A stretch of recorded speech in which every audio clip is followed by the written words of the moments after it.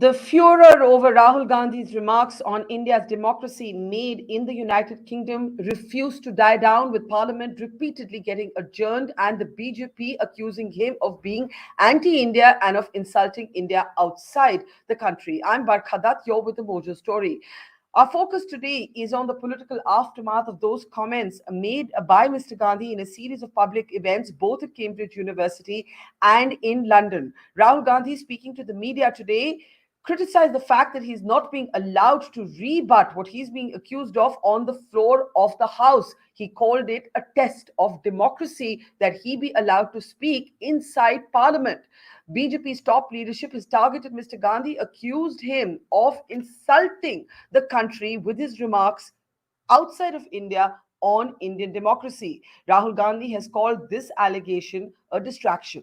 On this broadcast today, we'll be talking to Sam Pitroda. Mr. Pitroda, of course, is the chairman of the Indian Overseas Congress. He's a very, very close associate of the Gandhi family since the time of Rajiv Gandhi and is seen to be a key player in the organizing of Rahul Gandhi's many public functions every time he travels outside of India. Sam Pitroda has also held that Rahul Gandhi has done nothing wrong. So, was Mr. Gandhi exercising his right to free speech, or did he score a political self goal? Let's go across now to Sam Pitroda. Mr. Pitroda is joining us live from Chicago. It's good to see you, Sam Pitroda. Always a pleasure talking to you. Let me start by asking you, would you have advised Rahul Gandhi to have done anything different looking at the kind of political chaos that has emerged from his comments? First of all, Barkha, thank you very much for the opportunity. It's always good to see you. I think the basic problem is that government today is lying. Government today is really making something out of nothing. Rahul Gandhi did not say anything to offend anybody. Rahul Gandhi basically said, one, that Indian democracy is global public good. I thought that was a very powerful statement, that world should pay attention to Indian democracy because India is a country of 1.5 billion people. Indian democracy is definitely public good. I believe in it.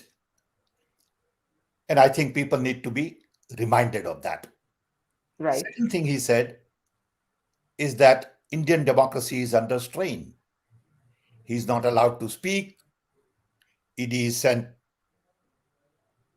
on many people's door knocking. Unnecessarily, people are being harassed. I have experienced that as well in a small little way. And I think he's right in saying that people feel democracy is in strain. I can tell you from my perspective, three things that bother me a lot. One, institutions are not independent anymore. Some to more degree and some to less degree. You can start right from university. If I want to give a lecture at a major university today, vice chancellor would be really worried. And unless and until he gets an okay from somebody higher up, he will not give space. I know it. I've tried it. You're saying universities in India have withdrawn invitations to you? No, university in India will not encourage as much as I would like, because they are worried that I might say something which will offend government. As an example, so universities to some extent are not autonomous, free. You can say same thing about many other institutions. Judiciary, you can say something about police, you can say something about ED. That's how people feel. Now we can argue as to the extent of it. So let's get to, okay, let me just finish for a second. Okay. Second thing is that civil society is under a lot of strain. I have lots of people in NGOs, from Ashok Khosla to Ashok Chatterjee to Bankar Roy, And these people have been there for 30, 40 years doing work in various fields, and they all tell me that they are being harassed for foreign funding, for some little mistake, for some little accounting, and they are not allowed to speak. Third, there is very little scientific, rational mindset when you have a conversation with people. It is always in terms of arguments, disagreement, shouting, personal attacks, innuendos, linking it to some historical perspectives. And it's very difficult in this kind Okay. of environment. Now you've framed your argument. Let me ask you a few questions. Please. My first question, and that is the basis on which Mr. Gandhi is being targeted by the BJP, is what is the need, the purpose, or the point of actually traveling outside of India to make these points? Rahul Gandhi has been holding very many press briefings, including one earlier today. He has traveled the length and breadth of India. He's held press conferences along his Bharat Jodo Yatra. He has social media platforms. He can express all of this at home. What is the point and the purpose and the relevance of going outside of India to Cambridge, to Chatham House, to an interaction with UK Journalists Association? What is the purpose? What purpose is served? Good, very good question. First of all, Rahul Gandhi went to England at the invitation of the Cambridge University as a fellow at Cambridge University.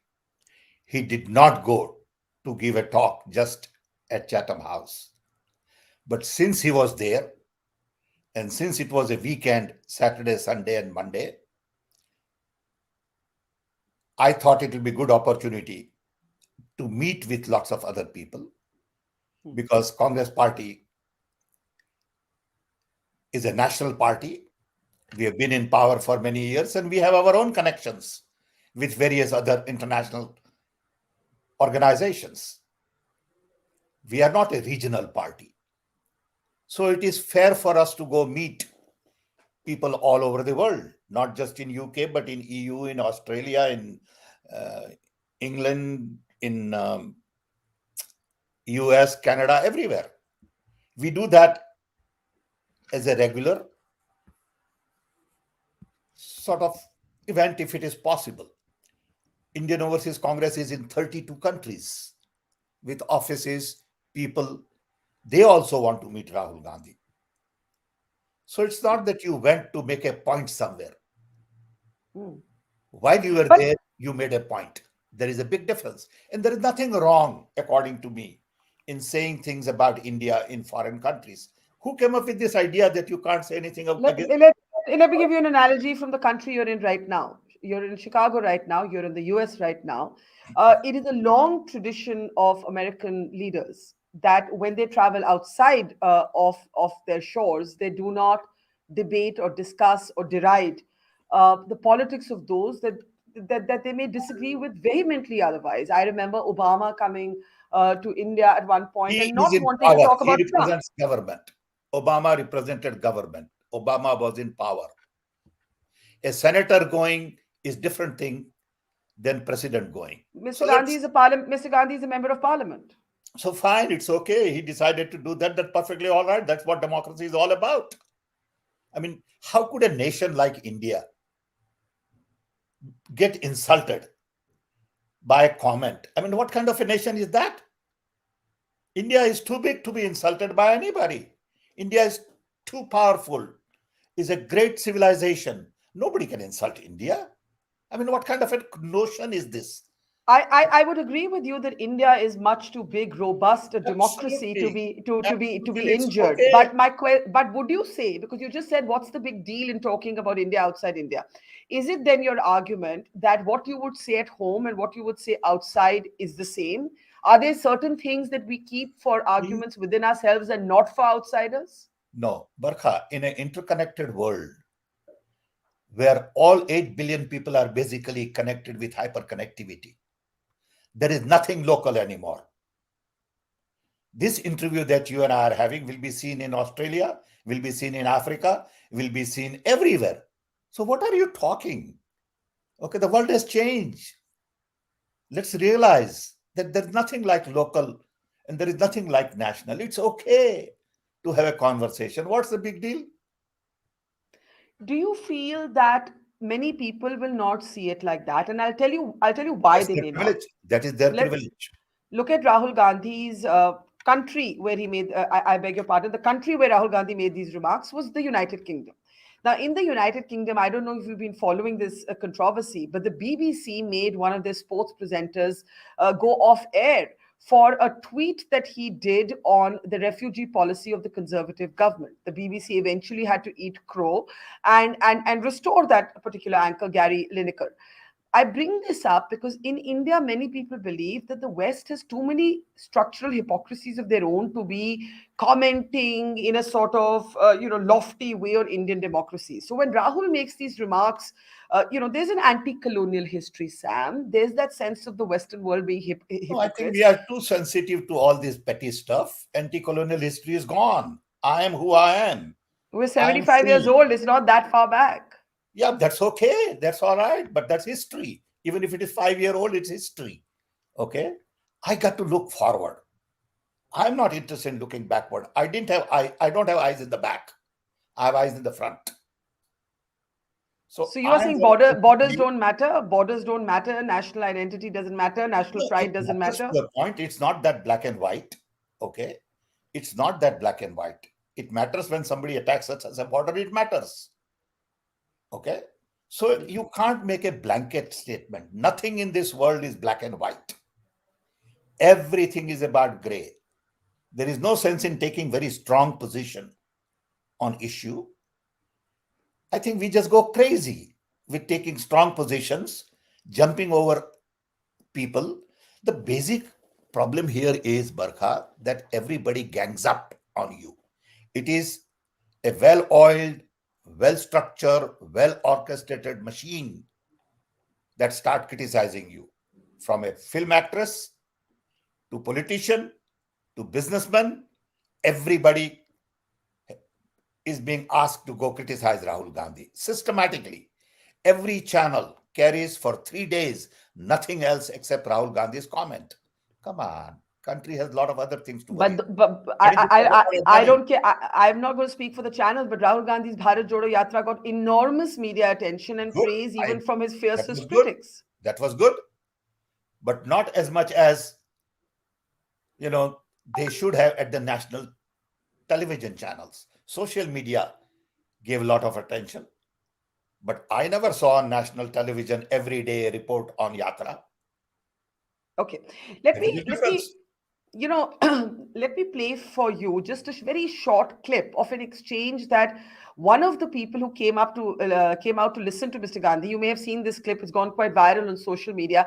He brought up Indira Gandhi, and he said, "I want to remind you today of your grandmother." I want you in particular to hear this clip because you've known the But you see, family since okay, the days of Rajiv. before you show me that, I must say that every time I say something, you can't go and say Indira Gandhi said this, Jawaharlal Nehru said this, Mahatma Gandhi said this. Come on, whatever they said, it's okay. Okay, okay. Let me That play was the a clip different time anyway. frame. They had a Okay, different okay, issue. I'm not okay. interested in that. I'm interested in going forward. Okay. Okay. Let me just indulge me and let me play the clip and we can talk about whether we're going back or we're going forward. Because there's an important question for the present that I have linked to this particular clip. Listen. Sure. Go ahead. I'm settled in London since 1961, and I knew your grandmother, Mrs. Indira Gandhi, through Bal Sahyog in India. Okay. Because I was working from 58 to 61 for All India Radio.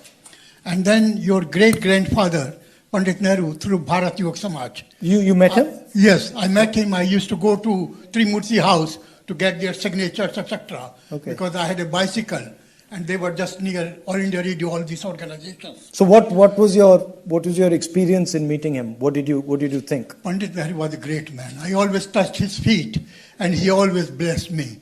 Mrs. Gandhi, your grandmother, was like an elder sister to me. She helped me a great deal, and she was a wonderful woman. When she came here in a press conference in London, after being imprisoned by Morarji Desai, a journalist asked her, "What is your experience of prison in India?"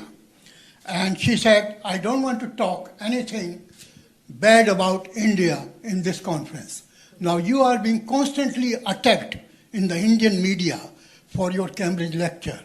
I hope that you will take some lesson from what Mrs. Indira Gandhi said, because I am your well-wisher, and I like to see you become Prime Minister of What's India your one day. question? There is no question. So my question What's your is... question? Yeah, my There is no question question. is... Please ask your question, otherwise. Yeah.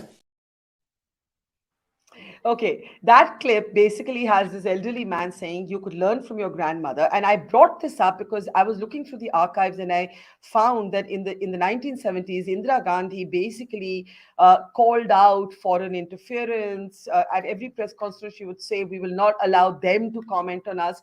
Is there political craft, Sam, in the present moment to learn from No, this? Was no, there a no, mistake? no, no, no, no, no, no, no, no. But Indira Gandhi said that because she wanted to say that, and that's what made sense then. I respect that. But there is no sense in linking 50-year-old past with today. Today, we live in a hyper-connected world. When Indira Gandhi said this, India had less than 2 million telephones. Today, India has 1.4 billion telephones. I mean, what kind of a comparison is this? I don't understand the mindset.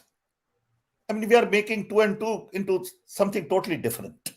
And this is what Basically, you're saying that the digital age has of flattened course, borders to a degree where what you say at home and abroad need not be different. absolutely, Do, absolutely. And no country like India can be insulted by anybody.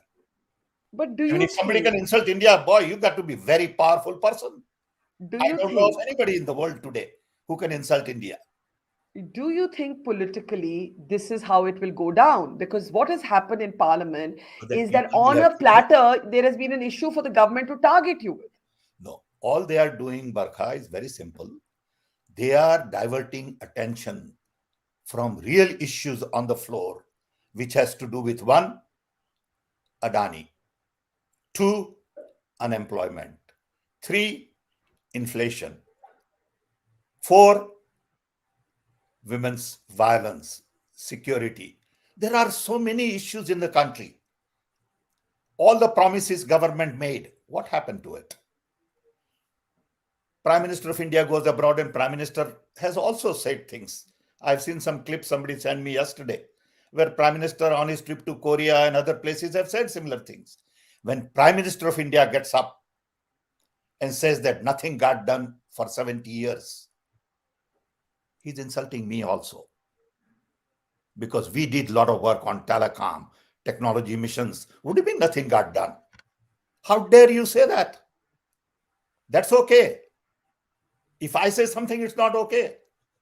Come on. But Be here's my question. respectful. Here's my question. How can Prime Minister go on saying time and time again that nothing got done? But if No. he is exercising his free speech and you're exercising your free speech, it's a zero-sum game. This is Oh, so that's politics, fine. right? Now, so That's let me what ask a you are right. political let me ask you a political question. You say that the government has got an opportunity to distract, an excuse to Absolutely. distract from issues that are more pressing, Gautam Adani, unemployment, the state That's of the my conclusion. economy. Okay. Was it a mistake to give them that in retrospect? No, no, it is not. In retrospect, do you think this could have been avoided because you've given the BJP No, something to flog you with? no, no. If it wasn't this, it will be something else. They will say, why did Rahul Gandhi scratch in front of an audience? They'll do that. Okay, they are capable of doing it. So it doesn't matter what you do. Okay. Rahul Gandhi's cousin, who's in the BJP but not really a favorite of the BJP, Varun Gandhi, said he was invited to speak on India at the Oxford Union, and he declined because he doesn't think you should be talking about political issues outside India. There's That is his privilege. enough space to express yourself at home. That is his privilege. I have no argument. Okay. But that doesn't mean I should do the same thing. That doesn't mean Rahul should do the same thing. I mean, what kind of logic is this? I don't understand your logic. Why do people in India think like this? Okay. I just don't get it. Everybody today should understand that hyperconnectivity has changed this world completely. there is very little private space for public figure. I do remember Rahul Gandhi saying that this has to be solved from within. I Yes, remember he him did say saying that. that. That's what I meant. I remember him saying that. But my Yes. question is a bit different. My question is, what are we looking what are we as Indians when we go outside India, as Mr. Gandhi did? You were there, you have organized many of his foreign trips, almost all of them. When he makes these comments about Indian democracy outside India, but he says it's our internal matter, what is achieved by making this argument on Western It's soil? very What is simple. achieved by it? It is very simple. Basically, when people ask you questions about the state of India, it includes not just economy, not just peace, not just events on the border, but also the overall state of democracy. If somebody today in America has to ask me, Sam, what's going on in India? My summary will be different from your summary. Or your Maybe summary could summary be will one thing at home and one thing outside. You can No, argue as no. I have no double standards. I have no double standards. Whatever I say outside, inside is same thing. It's not criticizing. It's giving facts. I mean, where does this idea, you see, you have to have very low, fragile self-esteem to be hurt very easily like this. And I know that in India, man, apman, saman, abhiman are very important issues. People get hurt very easily. Everybody is ready to be hurt. You don't invite me to your party, I feel insulted. Grow up. Okay. let me ask you this. Let me ask you this. Okay, when Bharat Jodo Yatra was being undertaken, a lot of people sort of praised Rahul Gandhi for being on the ground. Then they also said this was a good shift because it was a positive campaign. It was about something upbeat.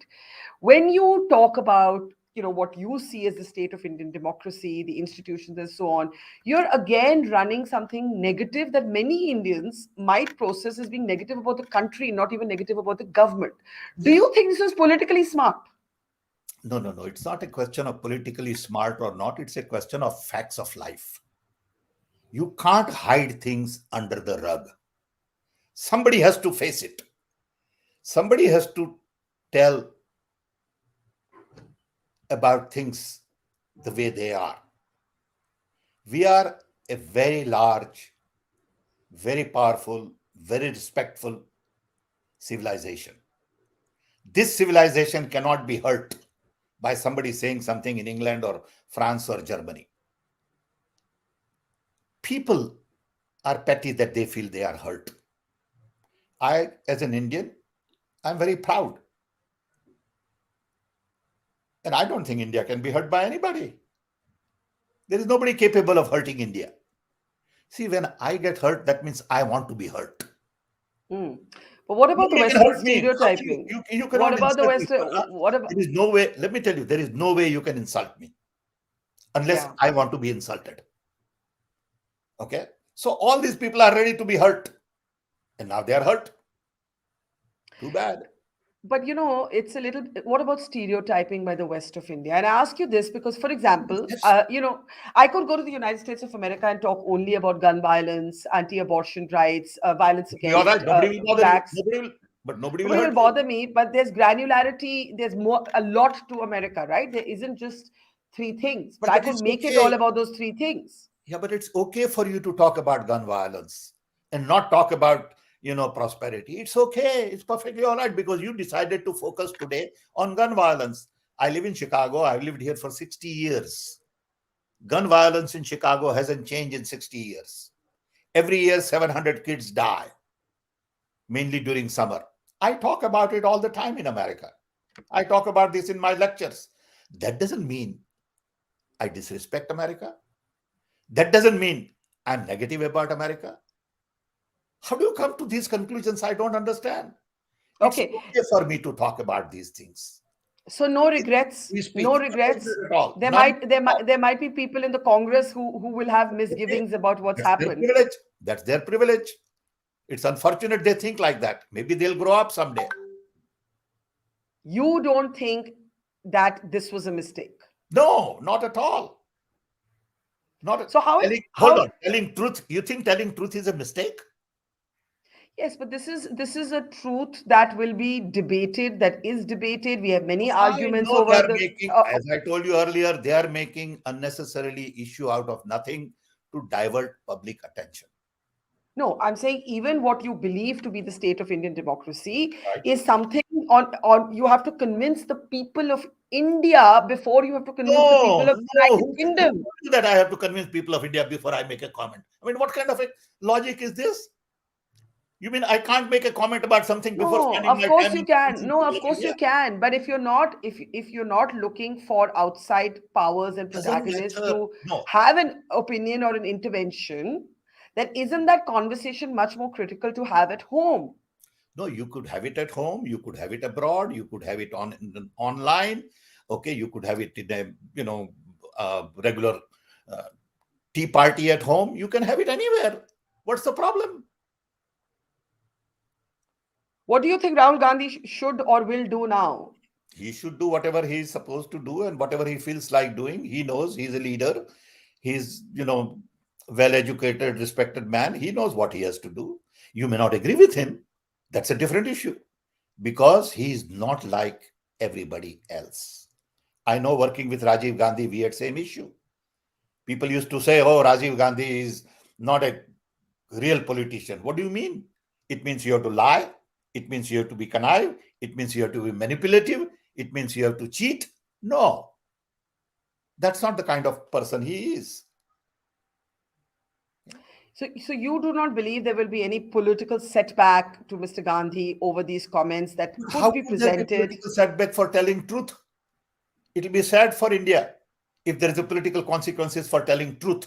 But there are many, That means many, if you there are lie, many look, things, there are many things true about India that not all of it is dire, not all of it is negative. That's the point, right? That when you you say travel that abroad, also sometimes.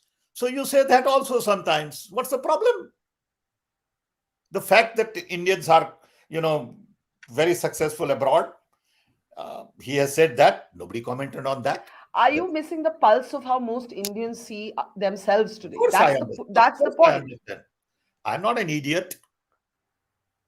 Okay. I can assure you that. It doesn't matter what you think or everybody else thinks. I know who I am. I know where my heart belongs. I know what I have to respect. I know my India. I am proud of it. I've given, fair amount of, time and energy to India. I worked at the right time on telecom, IT, software. People have forgotten that just because it was 40 years ago. Okay. So you don't have to teach me what nationalism is all about. You don't have to teach me what respect for country is all about. I know that. Okay. But you can make fun out of it. You can ridicule it because that's how you are. And that's what I see in today's discourse. That no matter what you say, you will make something out of nothing. And then you will contest When you say you, who is the you here? it. Who in this case is government. Very clear. Because they have made a big issue out of it. They have asked all these leaders to go to television. They have asked all the television channels to cover this for 3 years or 3 days. So it's okay. There is nothing wrong. But I have nothing against anybody. Please don't get me wrong. I have nothing against individuals. Okay. We have to close. So let me ask you once again, in retrospect, do you believe those comments were worth it given the way the conversation has gone? I think those comments were timely. I think those comments made sense to me. I do believe Indian democracy is global public good. I do believe Indian democracy is under strain. And I do believe it is our problem and we have to solve it. Nobody else can solve it. Okay, we wait for Mr. Gandhi to speak in Parliament. He has made it clear today that he would like the right to respond on the floor of the House. And let's see, I look forward to that intervention. Sam Pitroda there saying Rahul Gandhi did no wrong. And in a hyper-connected world, this argument about what is said in India and what is said outside of the shores doesn't make sense according to him. So literally doubling down, as it were, on Mr. Gandhi's comments instead of being defensive and taking them back. Sam Pitroda, thank you for talking to us. Thank you for your time. Thank you, Barkha. I really appreciate it. Thank you. Take care. It's great to see you here. Thank you for watching our work. If you haven't subscribed yet, don't forget to click the bell icon and subscribe to Mojo Story and support independent, robust journalism.